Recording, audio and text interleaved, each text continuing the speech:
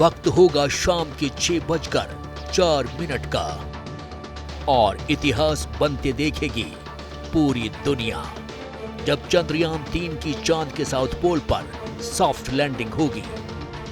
आज की big news ये है कि चंद्रयान 3 का लैंडर मॉड्यूल डी-बूस्टिंग यानी धीमा करने की प्रक्रिया से गुजरते हुए चंद्रमा के और करीब पहुंच गया है। इसरो के मुताबिक ये लैंडर मॉड्यूल चांद की सतह से महज 25 किलोमीटर की दूरी पर है और फिलहाल ये चांद के चक्कर लगा रहा है। काफ़ी उत्सुक है क्योंकि फाइनल डी बूस्टिंग हो गई है चंद्रयान 3 की और अब बस कुछ ही दिनों की बात है जिसमें हम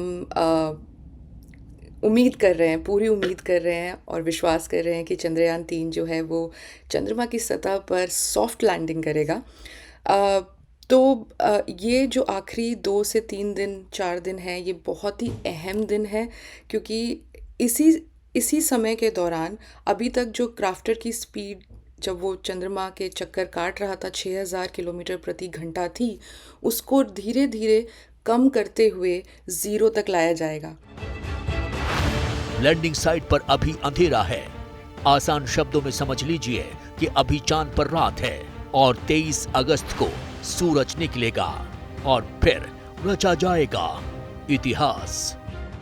दिन की रोशनी में ही चांद की सतह पर सॉफ्ट लैंडिंग की कोशिश होगी ताकि रोवर के लिए रिसर्च में कोई मुश्किल न आए और चांद की सतह की बेहतर तस्वीरें इसरो को मिल सकें। चंद्रयान चांद की सतह से महज 25 किलोमीटर की दूरी पर है, लेकिन बताया ये जा रहा है कि चंद्रयान को चांद पे कदम रखने के लिए अभी भी इंतजार करना पड़ेगा और इसके पीछे वजह ये बताई जा रही है कि चंद्रयान चांद पर अपने कदम तब रखेगा जब वहां पर दिन का उजाला होगा। अमेरिका, रूस और चीन के बाद भारत चांद पर सॉफ्ट लैंडिंग करने वाला चौथा देश बन जाएगा। किसी देश ने अब तक चंद्रमा के साउथ पोल पर रोवर नहीं उतारा है, इसलिए 23 अगस्त की शाम 6:04 का इंतजार दुनिया भर के साइंटिस्ट कर रहे हैं। सबको पता है कि चंद्र वजयी अभियान पूरा होकर रहेगा। इंतजार है तो बस अंधेरा छटने का और सूरज निकलने का। चैलेंजेस हैं जो ये सब इसरो ने सोचा है और इसका एक सॉल्यूशन निकाला है और उसमें प्लान ए प्लान बी है। सच पूछिए तो हर चीज़ के लिए एक प्लान ए प्लान बी है।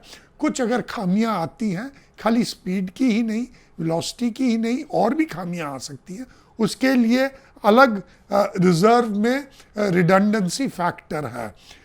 मैंने ये भी सुना है कि अगर एक टांग भी टूट जाए लैंडर का, फिर भी ये लैंड कर सकता है। तो आप समझ ही सकते हैं ये सोच समझ के किया गया है। यहाँ कुछ बुनियादी बातें आपके लिए जानना जरूरी है जिनका सीधा कनेक्शन चंद्रयान की सॉफ्ट लैंडिंग से है। दरअसल चांद पर एक रात पृथ्वी के 14 दिन के बराबर होता है। इसका मतलब है कि 23 अगस्त को सॉफ्ट लैंडिंग के बाद रोवर को 14 दिन तक उजाले में काम करने का वक्त मिलेगा। चंद्रयान को दिन में काम करने के लिए जरूरी ऊर्जा भी सहज मिल जाएगी। चंद्रयान मिशन की सफलता के लिए एक बहुत ही अहम मुद्दा है और वो मुद्दा ये है कि जिस वक्त चंद्रयान चांद पर पहुंचता है उस वक्त दिन है या रात। हम आपको एक और बात बताते चलें कि चंद्रमा पे एक दिन धरती के 14 दिन के बराबर होता है और रात का तापमान 0 से 180 डिग्री नीचे तक चला जाता है। इसलिए चंद्रयान की सफलता के लिए वहां पर दिन का होना बहुत ही जरूरी है और बताया ये जा रहा है कि चंद्रयान मिशन की पूरी अवधि एक चंद्र दिन यानी कि धरती पे होने वाले 14 दिनों के बराबर होगी। अब आपके मन में सवाल आ रहा होगा कि चंद्रयान 3 की लैंडिंग में बड़ी बाधाएं कौन सी हैं? पहली चुनौती है वर्टिकल वेलोसिटी को सही से कंट्रोल करना ताकि लैंडर किसी दुर्घटना का शिकार न हो। चंद्रमा की सतह पर बोल्डर और क्रेटर यानी गड्ढे होने की वजह से लैंडर के लिए उतरना मुश्किल हो सकता है। गड्ढे में सोलर पैनल को भी पर्याप्त धूप नहीं मिल पाएगी। क्योंकि चांद पर कोई वातावरण नहीं है, इसलिए लैंडिंग में पैराशूट या ग्लाइडिंग से भी मदद नहीं मिल सकती है।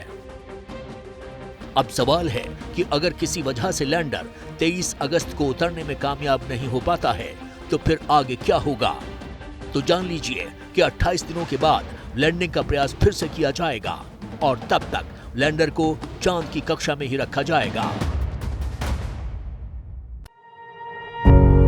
पत्रकारिता कोई इमोशन नहीं है, ना अपना कोई ज्ञान देना है और ना कोई विचार थोपना है। पत्रकारिता क्या है?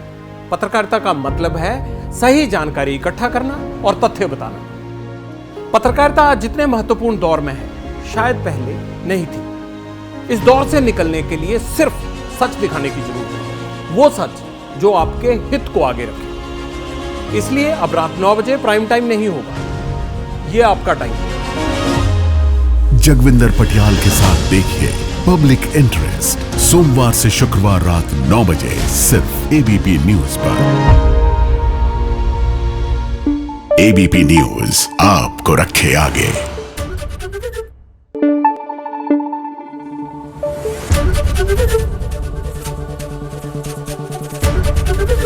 एबीपी न्यूज आपको रखे आगे।